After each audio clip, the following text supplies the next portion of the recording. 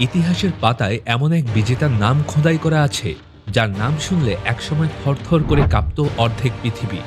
তিনি যেখানেই পা রেখেছেন সেখানকার মাটি ভিজেছে রক্তে, শহরগুলো পরিণত হয়েছে ছায়ের স্তূপে। তিনি চেঙ্গিস খান, যার কাছে কোনো দেওয়াল ছিল না দুর্ভেদ্য, কোনো রাজা ছিল না অপরাজেয়। ইতিহাসের সবচেয়ে বড় নিরবিচ্ছিন্ন সাম্রাজ্যের এই অধিপতি যখন এশিয়া থেকে ইউরোপ পর্যন্ত একের পর এক সাম্রাজ্য গুঁড়িয়ে দিচ্ছিলেন, তখন গোটা বিশ্ব রুদ্ধশ্বাসে অপেক্ষা করছিল পরবর্তী ধ্বংসলীলার জন্য। 1221 সালের এক ধূসর বিকেলে সিন্ধু নদের তীরে দাঁড়িয়ে এই অপ্রতিরোধ্য দানব হঠাৎ থমকে গেলেন। সামনেই ছিল ধন সম্পদে পূর্ণ, সভ্যতায় ভরপুর, রহস্যময় এক ভূখণ্ড, ভারতবর্ষ। মঙ্গল অশ্বারোহীরা তখন রক্তের জন্য তৃষ্ণার্ত। তারা স্রেফ একটা আদেশের অপেক্ষায় ছিল, কিন্তু সেই আদেশ আর আসেনি। পৃথিবীর সবচেয়ে ভয়ঙ্কর যোদ্ধা কি তবে ভারতের দরজায় এসে ভয় পেয়েছিলেন, নাকি পর্দার আড়ালে কাজ করছিল অন্য কোনো গভীর রণকৌশল? আজ আমরা ইতিহাসের ধুলোবালি সরিয়ে উন্মোচন করব চেঙ্গিস খানের সেই রহস্যময় পিছু হটার আসল সত্য। মঙ্গলদের ভারত সীমান্তে আসার গল্পটি ছিল ভয়াবহ এক প্রতিশোধের। চেঙ্গিস খান আসলে প্রথম দিকে ভারত বা পারস্য আক্রমণ করতে চাননি।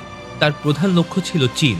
কিন্তু মধ্য এশিয়ার শক্তিশালী খোয়ারেজম সাম্রাজ্যের সুলতান মোহাম্মদ শাহ যখন চেঙ্গিস খানের পাঠানো বাণিজ্যিক দূতদের হত্যা করে চরম অপমান করেন, তখন মঙ্গল ক্রোধ দাবানলের মতো ছড়িয়ে পড়ে। চেঙ্গিস খান ঘোষণা করেন, আমি সৃষ্টিকর্তার প্রেরিত শাস্তি। তিনি খোয়ারেজম সাম্রাজ্যকে এমনভাবে ধ্বংস করেন যে অনেক শহর আজ পর্যন্ত মানচিত্রে আর ফিরে আসেনি। সেই ধ্বংসযজ্ঞের মাঝেই খোয়ারেজমের সাহসী যুবরাজ জালালউদ্দিন মিংবার্নি মঙ্গলদের চোখে ধুলো দিয়ে সিন্ধু নদের দিকে পালিয়ে আসেন। চেঙ্গিস খান তাকে জীবিত বা মৃত ধরার শপথ নিয়েছিলেন। তাকে ধাওয়া করতে করতেই মঙ্গল বাহিনী এসে পৌঁছায় ভারতের উত্তর পশ্চিম সীমান্তে। ভারতের মাটি তখন মঙ্গলদের ঘোড়ার খুঁড়ের নিচে কম্পমান। কিন্তু ঠিক এই সন্ধিক্ষণে শুরু হয় এক নতুন সমীকরণ। চেঙ্গিস খান কেবল একজন ধ্বংসকারী ছিলেন না, তিনি ছিলেন একজন অত্যন্ত প্রখর বুদ্ধিসম্পন্ন সমরবীর। সিন্ধু নদীর তীরে দাঁড়িয়ে তিনি অনুভব করেছিলেন ভারতবর্ষের মানুষের চেয়েও ভয়ঙ্কর শত্রু এখানে তার জন্য অপেক্ষা করছে, আর সেটি হলো ভারতের রুক্ষ ও বৈচিত্র্যময় প্রকৃতি। মঙ্গলরা বড় হয়েছে মঙ্গোলিয়ার বিস্তীর্ণ ঠান্ডা আর শুষ্ক সমতল ভূমিতে, যেখানে মাইলের পর মাইল চারণভূমি ছিল। কিন্তু ভারতের জলবায়ু ছিল তাদের জন্য এক অজানা ধাঁধা। ভারতের সেই সময়কার তীব্র গরম আর ভ্যাপসা আর্দ্রতা মঙ্গল সেনাদের সহ্য ক্ষমতার বাইরে চলে গিয়েছিল। মঙ্গল যোদ্ধারা ভারী পশমের পোশাক ও বর্ম পরতে অভ্যস্ত ছিল, যা ভারতের গরমে তাদের জন্য বোঝা হয়ে দাঁড়ায়। ছড়িয়ে পড়তে শুরু করে চর্মরোগ আর বিভিন্ন পেটের অসুখ। চেঙ্গিস খান উপলব্ধি করেছিলেন, যদি তার সেনারা শারীরিকভাবে ভেঙে পড়ে তবে যুদ্ধ শুরুর আগেই তিনি হেরে যাবেন। সবচেয়ে বড় এবং কৌশলগত সংকট দেখা দিয়েছিল মঙ্গলদের প্রধান অস্ত্র নিয়ে। মঙ্গলদের অপরাজেয় শক্তির মূলে ছিল তাদের কম্পোজিট বো বা বিশেষ ধরনের ধনুক। এই ধনুকগুলো তৈরি হতো পশুর হাড়, শিং এবং এক ধরনের বিশেষ প্রাকৃতিক আঠা দিয়ে।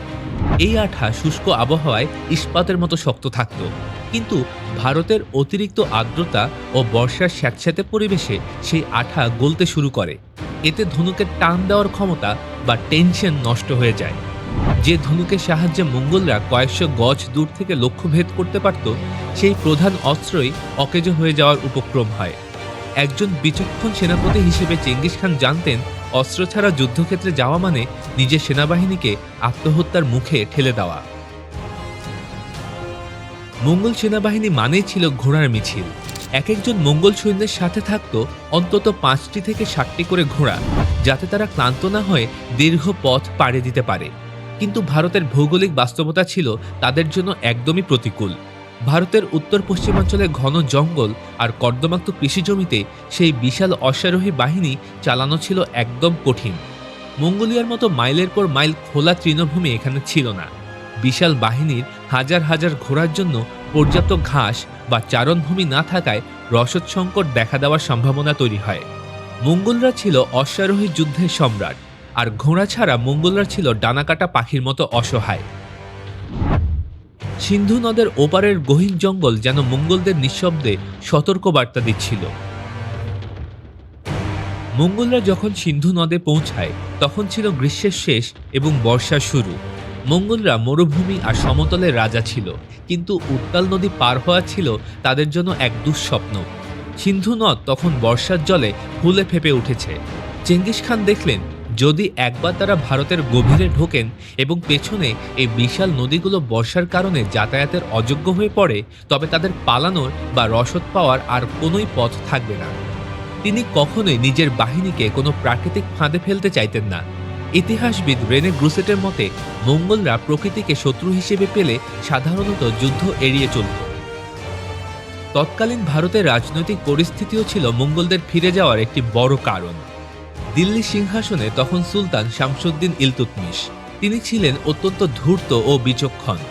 জালালউদ্দিন মিংবার্নি যখন ইলতুৎমিশের কাছে মঙ্গোলদের বিরুদ্ধে লড়াইয়ের জন্য আশ্রয় ও সাহায্য চাইলেন, ইলতুৎমিশ বুঝতে পেরেছিলেন যে জালালউদ্দিনকে সাহায্য করা মানে চেঙ্গিস খানের ক্রোধ নিজের দিকে টেনে আনা। তিনি খুব বিনয়ের সাথে জালালউদ্দিনকে জানালেন যে ভারতের জলবায়ু তার বাহিনীর জন্য উপযুক্ত নয় এবং তাকে আশ্রয় দিতে অস্বীকার করলেন। ইলতুৎমিশের এই নিরপেক্ষতা চেঙ্গিস খানকে একটি ইতিবাচক বার্তা দিয়েছিল। চেঙ্গিস খান দেখলেন, ভারত আক্রমণ করার কোনো সরাসরি রাজনৈতিক প্রয়োজন বা উস্কানি নেই। তার মূল শত্রু জালালউদ্দিন তখন ক্ষমতাহীন ও একা, তাই তার জন্য পুরো ভারত অভিযানে নামা ছিল একটি অপ্রয়োজনীয় ঝুঁকি। মঙ্গল লোকগাথায় এই ফিরে যাওয়ার পেছনে একটি অত্যন্ত রহস্যময় কাহিনী প্রচলিত আছে। বলা হয়, সিন্ধু নদের তীরে চেঙ্গিস খান যখন আক্রমণের চূড়ান্ত পরিকল্পনা করছিলেন, তখন হঠাৎ একটি অদ্ভুত প্রাণীর উদয় হয়। মঙ্গোলরা একে চিদুয়ে বলতো, যা দেখতে অনেকটা হরিণের মতো, কিন্তু মাথায় ছিল একটি বিশাল শিং এবং গায়ের রং ছিল সবুজ। কিংবদন্তি অনুযায়ী এই প্রাণীটি মানুষের ভাষায় চেঙ্গিস খানকে তিরস্কার করে বলেছিল, হে মহান খান, এই ভূমি তোমার জন্য নয়, এখনই তোমার দেশে ফিরে যাও। মঙ্গোলরা ছিল প্রকৃতি পূজারী এবং অত্যন্ত কুসংস্কারাচ্ছন্ন। চেঙ্গিস খান এই ঘটনাকে একটি ঐশ্বরিক সংকেত হিসেবে গ্রহণ করেন। তার কাছে মনে হয়েছিল স্বর্গের দেবতা তেংরি তাকে ভারতবর্ষ থেকে দূরে থাকতে বলছেন। যদিও আধুনিক ইতিহাসবিদরা একে রূপক হিসেবে দেখেন, কিন্তু এই কাহিনী মঙ্গোল সৈন্যদের মনোবলকে প্রভাবিত করেছিল, তাতে কোনো সন্দেহ নেই। 1221 সালে চেঙ্গিস খানের বয়স হয়েছিল প্রায় 60 বছর। তার জীবনের সিংহভাগ সময় কেটেছে ঘোড়ার পিঠে আর যুদ্ধের ময়দানে। তার সাম্রাজ্য তখন প্রশান্ত মহাসাগর থেকে কাস্পিয়ান সাগর পর্যন্ত বিস্তৃত। তিনি অনুভব করেছিলেন, তার জীবনের শেষ প্রান্তে এসে একটি সম্পূর্ণ নতুন এবং প্রতিকূল ভূখণ্ড জয় করার চেয়ে অর্জিত বিশাল সাম্রাজ্যকে গুছিয়ে নেওয়া বেশি জরুরি। তিনি চেয়েছিলেন মঙ্গোলদের জন্য একটি স্থায়ী আইন, ইয়াসা এবং উত্তরাধিকার ব্যবস্থা নিশ্চিত করতে। ভারতের মতো একটি বিশাল ও জনবহুল দেশকে শাসন করা হবে মঙ্গোল প্রশাসনিক ব্যবস্থার জন্য এক প্রচণ্ড চাপ। তিনি হয়তো বুঝতে পেরেছিলেন, ভারত জয় করা সহজ হলেও তা দীর্ঘকাল শাসন করা সম্ভব হবে না। সবশেষে চেঙ্গিস খান তার ঘোড়ার লাগাম ঘুরিয়ে নিলেন। তিনি জানতেন, জয় মানে কেবল ধ্বংস করা নয়, জয় মানে টিকে থাকাও বটে। ইতিহাসে এই ফিরে আসা কোনো দুর্বলতা ছিল না, বরং ছিল এক অসাধারণ প্রজ্ঞাময় সিদ্ধান্ত। তিনি প্রমাণ করেছিলেন যে শ্রেষ্ঠ বিজেতা সেই নয় যে সব ভূমি দখল করে, বরং শ্রেষ্ঠ বিজেতা সেই যে জানে কখন প্রকৃতির সামনে নতজানু হতে হয়। ভারতবর্ষ সেদিন বেঁচে গিয়েছিল কোনো রাজার তলোয়ারের জোরে নয়, বরং তার দুর্ভেদ্য পাহাড়, উত্তাল নদী আর এই রহস্যময় জলবায়ুর পাহারায়। চেঙ্গিস খানের সেই নীরব প্রত্যাবর্তনের গল্প আজও আমাদের মনে করিয়ে দেয়, মানুষের ক্ষমতার চেয়ে প্রকৃতির শক্তি অনেক বেশি অজেয়। ইতিহাসে সবচেয়ে ভয়ঙ্কর যোদ্ধা সেদিন পিছু হটেছিলেন বলেই হয়তো আজ আমরা এক অন্য ভারতবর্ষকে চিনি। চেঙ্গিস খানের এই ফিরে যাওয়া কি কেবল রণকৌশল ছিল, নাকি ভাগ্যের লিখন? যদি সেদিন তিনি সিন্ধু নদ পার হতেন, তবে আজ আমাদের জীবন ও সংস্কৃতি কেমন হতো? মঙ্গোলরা কি পারত ভারতের গরমে টিকে থাকতে? আপনাদের মতামত আমাদের কমেন্টে জানান। ইতিহাসের এমন সব অজানা রোমাঞ্চকর গল্প শুনতে আমাদের চ্যানেলটি সাবস্ক্রাইব করুন। দেখা হবে পরের ভিডিওতে।